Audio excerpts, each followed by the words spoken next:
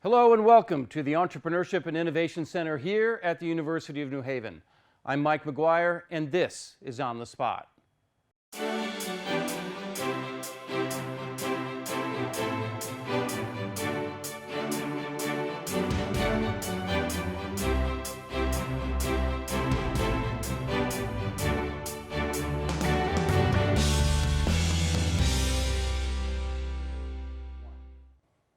Tonight and On the Spot, we have the winner of our previous show, Joseph Poveromo, returning to work with our mentor, Rich Fissler, to refine his pitch before he moves on to the final competition against Jordan Liu. But before we do, let's meet Joseph and Rich. Well, welcome everyone. I'm here with Joe, who's a winner of our first round competition and is now here for a mentoring session from Rich Fissler. Welcome, Joe. Thank you very much. So, Joe, you've got a big idea. It involves science. It involves culture. It involves energy. Why don't you present quickly what the idea, the problem is, and the solution that you have, and what you're looking forward to in getting out of the mentoring session with Rich. Of course. So my idea, as I stated before, is pretty much to take nuclear energy and apply it large scale across the country by retrofitting a lot of fossil fuel power plants that we use today. Mm-hmm. Like coal? Yeah, coal, natural gas, oil, Okay. those mostly. But I'm really excited to work with Rich, mostly because the subject I'm taking on, quite frankly, is rocket science. So it's very nice to have someone. Have a physicist in the room. Exactly, yeah. Yep. It's very nice to have someone who knows so much about the subject. You know, it really, it was very refreshing. I talked to him in the back. It was very refreshing to hear that he was a physicist and he knows a lot about nuclear energy. So I'm really excited to learn a lot from him. That's great. So, where did this? You're very passionate about this. Where did this passion come from? And so, how did it all, the idea and the solution, start? Well, it wasn't really an idea of mine until the beginning of the semester. In my business and entrepreneurship class, we were asked to tackle a problem that had to do with food, water, space, like geographical space, or energy.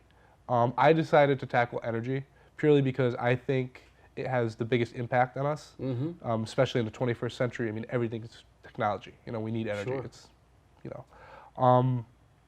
but I would always notice how global warming is such a big issue. It's a huge issue. You know, you can't go a week without seeing someone talk about it. And on top of that, as an economist, as an economics student, I'm very passionate about how, diversification is important. And the crutch that we've been leaning on for so long, which would be, unrenewable resources. If that ever failed us, then we don't have a fallback. So, if nothing else, I'd like to push nuclear energy to the forefront of the conversation when it comes to, the next step in large-scale energy. Well, that's great. What a great answer. And you talk about having a single source and being dependent. I grew up in the 70s when, in fact, that happened. We had the Arab oil embargo, and basically the spigot on oil was shut off in the United States. You got lines. There's a lot of historical reference points for you. But it is a big issue. It's a complex one.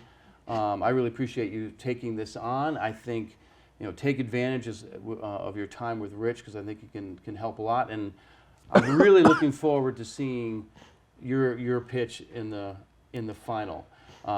Watching it evolve from your initial pitch, after taking in the mentoring information, and then going out there and really making a good three-dimensional pitch for your idea, your solution. So great to have you back, and we'll get you together with Rich in just a minute. All right, thank you very much. Awesome.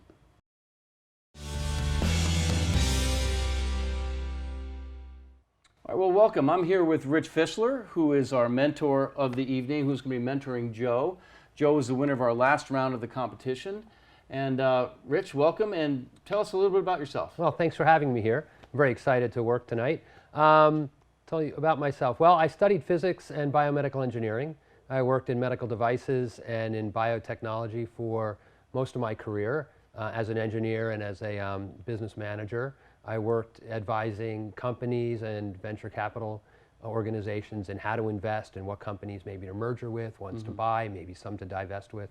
I started a diagnostic company, and about 8 years ago I switched into teaching, and I currently teach physics.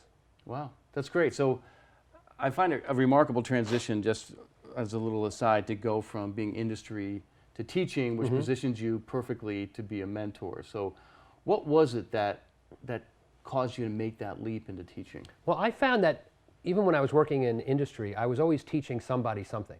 I started out teaching doctors how to use medical equipment, make 3D images from MRI data. I taught investors about new markets and emerging markets and about new technologies in biotechnology, nanotechnology, microfluidics. And I always enjoyed that part of my say job. microfluidics one more time, because Yeah, I have no idea microfluidics. what that is. But Really small liquids, right? Tiny So if you liquids, want to, okay. if you want to make lots of drugs at the same time or lots of research at the same time, you do very small amounts of fluids. So there's a lot of I see. new technologies that people need to be educated about if they think they want to invest their money in them. And so I spent a lot of my career teaching people, and That's great. I like that part. And I find teaching physics just a fantastic activity for me, because physics is all around us. And people should know how the world works. And I think It's that's all great. about Yeah. physics. It's I've all heard. about physics. I've It's heard all that. about physics. So what a perfect match between you and Joe and his business idea. Clearly Joe was looking to solve a big problem with a lot of science and a lot of physics associated with Right. it. So how do you plan to approach the mentoring task with Joe? I mean, how are you thinking about it? Well, it's almost, I don't know what the word is, if it's two-edged sword or not. Something like that, right? Okay. Where he's got this great idea, right? How to make clean energy, which makes total sense, that nobody wants because they think it's awful. And how do you take nuclear energy and make it palatable to the public? Because they're the ones that are going to pay for it. Right. When the trend is not to do that. But Right. there are really great reasons to do that. And so Wow. that's the real challenge. And there are really wonderful emerging technologies out there that most people aren't aware of, because whether people want to admit it or not, we're still doing a lot of research into nuclear technology, how to make it safer, how to deal with the waste, how to deal with all the bad stuff, and capitalize on the good parts of it, the very, very clean, not free, but almost free power that we can it's get kind out of this. remarkable when Yeah. nuclear power came on the scene. It was really the be-all and the end-all. Right. It was going to solve, and Europe invested heavily in it, Yeah. as did Asia. Yeah. The United States to a lesser degree, but the U.S. now has really turned its back on Well, nuclear major power. disasters, right, stick in our Right. heads. Major Right. disasters in Japan and in Russia, really constant reminders of the dangers. Right. And do we really know how to handle this power? Right. There's, you can go back to the atomic bombs and all that testing that we do that affect our environment. And so we're very cautious about these things. But I also think humanity and the human spirit wants to conquer those challenges and come up with a solution that can work. Until we get fusion energy, which is maybe 20 or 30 years away, or 50 years Fusion, away, or 100 years away. Take the energy that powers the sun and put it in your backyard. And if you saw Back to the Future, Mr. Fusion is what powered the second generation of the DeLorean. The flux capacitor. Yeah, but it was Mr. Fusion. Mr. Fusion after? was All with the right. garbage, right? But I think But maybe that's we're future. getting astray That's way here. beyond Well, because so fission is what we're doing in nuclear power. Okay. And so splitting of the atom and taking the power that comes out of that versus fusing things, and that happens in the sun. But that's not what we're here to talk about. okay. Sorry. Well, I think I do love the science, We Mike. have that solved. So the interesting part about this, I think, in part, is that Joe has a big idea. Mm-hmm. It's heavily science related, obviously, but it has huge political and human culture aspects to it. So it is no small task that you've got here to mentor Joe to begin to address the complex issues associated with his business idea. He's in the right spot. Everybody wants clean energy. They want wind power and solar power, but they fail to realize that to make solar panels, we've got to mine the hell out of the earth to get the materials. Right. Or if we want wind power, we've got to create these non-recyclable giant wind turbines. What are you going Right. to do with them when you redo them? When you want to make new ones, you throw them Right. out.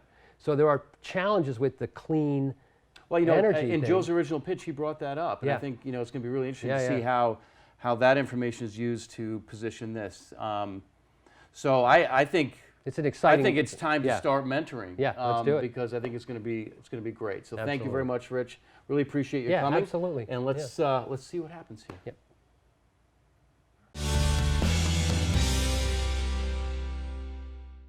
Great. So, Joe, it's very exciting. I watched your pitch, and it's what I took out of the pitch is you want to retrofit existing power plants using nuclear power. Precisely. So remove the fossil fuel burning and replace it with a different energy source. Exactly. Yeah. Okay. That's my plan. And that's going to work well from a technology point of view because once you make once you make the steam, you're just driving the turbines. Exactly. As long as the turbine's spinning, you're getting energy. Right. So the biggest, I kind of have my feedback on what the biggest challenge you have is, it's in the back of my mind, but what do you think the biggest challenge you face if you were to build this business and trying to sell this? Definitely PR. Yeah? The public eye would be my biggest issue, just purely because of the history that nuclear energy has, the connotations that come with nuclear waste. Right. The word radioactive is just scary, which Right. makes sense, especially to somebody who doesn't know a lot about energy. Right, and that's kind of the challenge with energy and any of these new technologies, or even, it's not that new, but is to try to convince people of the truth when they don't understand. So I think a Exactly. lot of the data that you need to bring out, right, when you come to your next pitch, is you can take it two ways. One way is to say nuclear power is safe, has been safe, and you can bring up statistics on the safety of, let's say, the coal industry versus the nuclear power industry. Far fewer people have died from nuclear power than from the coal industry. And the very true. long-lasting issues, can be debated, but still, I think you can start talking about that in your pitch. Well, that's true. No one's getting black lung from nuclear power plants. Right, right. But the other part is, whether we have facts and data or not, it's still hard to convince the public. And so I think, I don't know how much research you've done into the technologies that are out there, but you've got to start talking about or researching safe, kind of encapsulated modular reactors, right? So that's a thing, right? Small modular reactors are a thing that people are thinking about and prototyping and building, and kind of encapsulating all those issues that we have into what we call just a modular system. Okay. And I don't know, have you done any thinking about where you might, if such a small system that you're talking about, or a smaller system that you're talking about, where do you think it might be the most applicable to go geographically in the world? Or Well, personally, to answer the question of where, I would definitely start like here in the States, even just on the eastern seaboard, But when it comes to where we would apply the the smaller modular reactors, that's a really good, it's a very good question, because I was very very large scale set. I was thinking, when I came in and did my last pitch, I brought up, I was like, it's going to cost several $1 billion to make one giant power plant, Right. Or to retrofit, because it's Right. a very expensive Sure. venture. That is definitely one thing that I do need to definitely look at, is how I Right. can take it in a smaller scale, start smaller, and then work my way up to what I want to do. Right. Because there's no way, it is a nonprofit, but even if it wasn't, and it was like a startup, yeah, there's no way I'd be able to just put myself in there and, yeah, nonprofit or not, there's a lot of startup costs. There's a lot of cost. oh in my this. God, yeah. And so you really, like you would say with any business, you need to kind of target, what are you going after first? And you're not going after, I would hope, replacing every power plant in the United States or in the world, right? No, so you not like kind of find your niche, right? And there's a couple of niches out there that might be very interesting for you to look at from a business point of view, right? Those plants that are currently burning coal, right? You have PR issues that people who are working with coal are going to be out of jobs. But if you could retrain them into nuclear power, right? So you have some options there that you can say, maybe I'll take the coal, the plants that are burning coal, and install my reactors there. You have a training opportunity for people. People aren't going to be losing their jobs, and it's something that people want to get rid of. Yeah, Right? no, that's very People true. don't want to get rid of the natural gas reactor because it's been sold to them as being a clean alternative, and relatively it is, right? Yeah. And so you might want to think about that. The other thing you can start researching is, remote areas where it's hard to build a power plant out in the middle of nowhere, and they don't have the power requirements of Connecticut or New Jersey or New York because the population density is so much smaller. So I would hope, and I'd want you to start looking at, between now and the next pitch, some really specific target markets that are going to benefit from the opportunities that these smaller reactors have. Of course. Does that make sense? No, yeah, that does. I'm really glad you brought that up because, you know, the large scale idea, my original idea, my target market really wasn't specific. It was pretty Right. much just like going after fossil fuel, Right. which that also brings up more controversy when it comes to the other side of the climate debate, which is, you know, the people who like to say that it's, you know, not real or not as time sensitive as some may think. You know? Right. People who would say, oh, well, you know, if it ain't broke, don't fix it. You know what I mean? Yeah. So, you know, especially people of last generation and some in mine are very adamant about, you know, leave fossil fuel where it is. You know, don't touch it. And Right. if someone comes after it, Right. sometimes it comes off too aggressive. Yeah, and there's reasons for that. There's fear. Exactly. Right? Exactly. There's It's fear of on the both unknown. sides of that, and so you need to sell that idea by trying to take that fear away. And there's Exactly. ways to do that with, you know, the fear of, you know, however they mine coal. And I'm not a coal mining expert, but it can't be great for the environment. Can't be Oof. great for their backyard, and also the jobs that are going away. And you brought black lung. You could bring in all these health issues Yeah, there's a lot that of- are around with that, and you give people an opportunity. You know, you may love the coal industry. Do you want your grandkids working in the coal mines? So those are the types of things that you can start to sell. You're not going to be out of a job, but here's a new opportunities, right, that you can think about. And then also bringing power to places that where it's hard to bring fossil fuels to. And that's what your type of product would offer, right? So you're trying to highlight these selling points, right, with a very, you know, I might be a little biased, but a very clean technology which is well established and actually has a great track record that people are afraid of. Yeah, it's rough because, you know, like anything, someone comes in with something like something as big as changing nuclear, you know, changing reactors, Right. and changing how our power is made, and, Right. you know, produced. I mean, it's big. It's huge. Yeah. You know, like anyone would be skeptical about that. And another big thing I have to tackle, which, you know, I'm very aware of, is fear of meltdowns. That's huge. I brought that up actually in my last pitch. Right. As well, I brought up Fukushima and what happened in Ukraine, Pripyat. Two terrible things that happened, and there were reasons why they happened. Like Sure. I brought up, I was like, you know, Fukushima was rough because it was, you know, an earthquake and a tsunami. Yeah. You know, I mean, that's Yeah. what are the odds of that Right, happening? You know, right. that's very rough, and that's something, you know, that's important. You have to think like natural disasters, like what's going to happen with, you know, oil or natural gas versus nuclear. You know, that's a very big deal.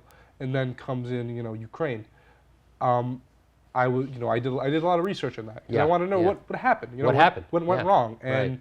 from what I could gather is, you know, I don't think the commies were that good at, you know, controlling the nuclear energy. You know what I mean? So I feel like it was mostly an issue with how it was handled. Sure. And how the emergency was handled, and, you know, a multitude of different things. Right. But I don't think that inherently nuclear energy is, you know, a con. You know what Right. I mean, I always saw it as, you know, very clean. It's, Right. it's very cheap. But no one wants to build new ones. So you got to Exactly. convince people otherwise. So And you that's- have yeah, to it's a kind very of, tough you got to venture. sell that as safe as it can be, or that safety issue, right? And so there are new technologies as well that people are researching. There's new radioactive material sources that people are looking at that have less downstream effects in terms of what's left behind. And so you can start looking wow. at other materials that people enrich to make the fuel for nuclear reactors. There's work going into taking the nuclear waste and retreating it for reuse, right? Because it's still radioactive. Yeah. So if it's radioactive, why can't I use it again, right? Exactly. Well, it doesn't give off the power that the other ones do, but it still has a million-year half-life, so it's going to be hanging around for a really Yeah, long I'll time. be around for a while. Yeah. And so if you can start to, not that we have the technical solutions today, but we're pitching a business idea here, Yeah. right?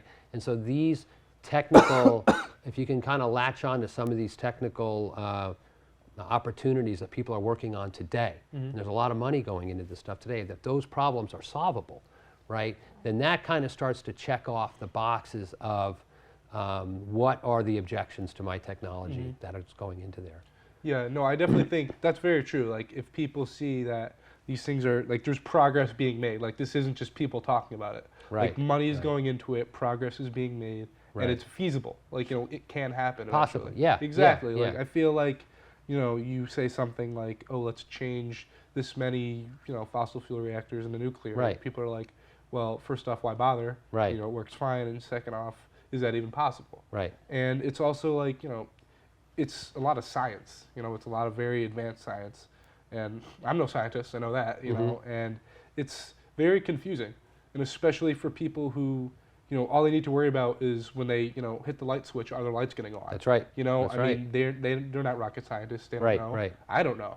Right. So that's research I have to do to make sure that I could explain to them through my business model Right. that this is good. Right. You know, like pretty much you can trust me. So I wonder if, from a selling point, if you could take like a small reactor that may be burning coal today and say, if I replace this with my small modular nuclear reactor, and it's, you know, how can you quantify the benefit, right, to that community, either in terms of long-term health benefits or cost benefits or carbon emissions benefits, right? Is there a way, is there enough data out there between now and your final pitch, right, to be able to say, let's take even if we just replace one of these, this is the benefit. Now you go times N, you can start to see what the benefits of a government or a people investing in this technology, because the money isn't going to come from venture capital. No. It's going to come from government grants. It's going to come from Exactly. the energy business out there that's going to help you invest in this business. And I love your idea that it just plug and play into existing plants, right? It's the same generation technology. Yeah. And most people don't understand that, right? Ex- Like it- the it's- general public doesn't understand that. Exactly. It's, you know, it's kind of confusing, but I mean, yeah, the basic concept never changed. You Right. spin a turbine somehow by just creating energy. You know, Right. whether it's wind or nuclear, Right. it's the same thing. You just, so as long as you can in find these a way plants, to do that, you're boiling water, you're creating steam, you're sending it through, and you're spinning you're blades. spinning stuff. Right, Exactly. right, That and makes that's stuff it. go. Exactly. It's like a hamster wheel.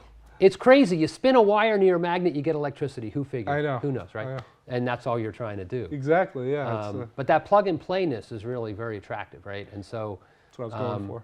you can see down in the southern part of the United States where they start to build these giant reactors and they run out of money, and now it's this giant sitting there. hole in the ground, Exactly. right? And you don't need to do that if you can come up with something smaller and replace existing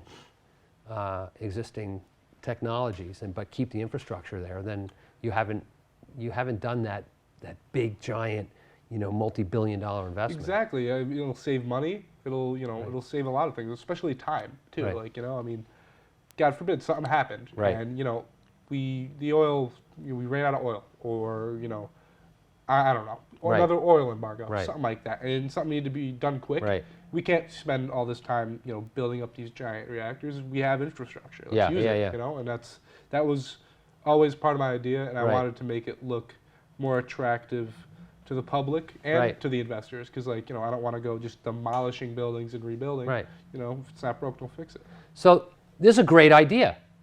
Other people have it. So that's the other thing you need to look at, right? There's a lot of press out there and a lot of statements and some research going into the benefits of these small reactors. There are at least one company out there that's thinking about doing a similar thing to that you're doing, which is replacing that front end steam generator with a nuclear generator. And you need to look into their approach, the pros and cons of their approach, and how you can differentiate yourself from them, because I mean, they're small scale, they're out of Oregon. You can take a look at what they're doing. I would advise you to know what they're doing, right, intimately, so that you can position yourself either as, hey, more than one company can do this. This is a great idea, but I've got these other ideas that are going to help me even differently. Or I'm going to go after the Asian market, or I'm going to go after whatever market you think that they're not going, whatever your specific technology niche is going to fit, that could be complementary to them or not competitive to them, or they're not right because of this and this is how we're going to Exactly. be. But again, they're new, you're new, no one's winning, so you can't say they're no good because they're not there yet. Yeah, So you want to just position yourself, but be aware, be really aware of what's going on in this Definitely. area as to what they're doing, where they're getting their money from. You can learn a lot from that, and that's going to help you frame your pitch. Have a stronger platform to frame your pitch. I think when it comes to that, that's a really good point. I didn't even think about competitors, really. I'm not gonna lie, I was mostly focused on my personal financials. Of course, yeah. Because you know, I don't hear much about it. Because they don't exist out there. They're just a Exactly. nascent company, right? But I think one of the things I do have going for me is our not-for-profit status. Okay. I think that's definitely, especially when it comes to PR. If not for business, then for BR. I think that's definitely like better off for us. Right. Personally, because I think it just looks better, you know? Okay. You know, here I am trying to do this without necessarily trying to exploit anything for profit. Right. Just try to make a Right. difference. Yeah, that's a great idea. And I think, and then if you go beyond the next pitch to the next thing, right, you can really start to delve in what's going on in the rest of the world. Yeah. Because the rest of the world has really different energy needs and capabilities than what we have. And it may be more attractive for your product than what's going on in the U.S. Right? Political climate in the U.S. is harder than other places that just want to have the ability to turn those lights on. Exactly. Right? They don't have that ability yet. So I think it's a fantastic opportunity, and I'm looking forward to working with you, you know, over the next couple of weeks to kind of help you flesh out those different prongs that we're talking about. I'm looking forward to So it. these are the kind of ideas that I want you to focus on. I would recommend you focus on.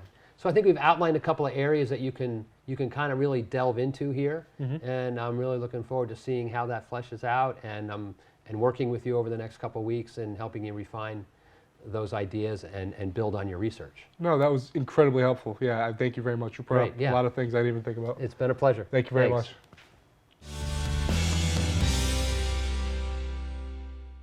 Well, that's it from the Entrepreneurship and Innovation Center here at the University of New Haven. Tune in next time when our two contestants go head-to-head in our final pitch contest to see who wins On-the-Spot Entrepreneur of the Year and becomes the winner of $500. So remember, make it yours, make it real, and keep on pitching.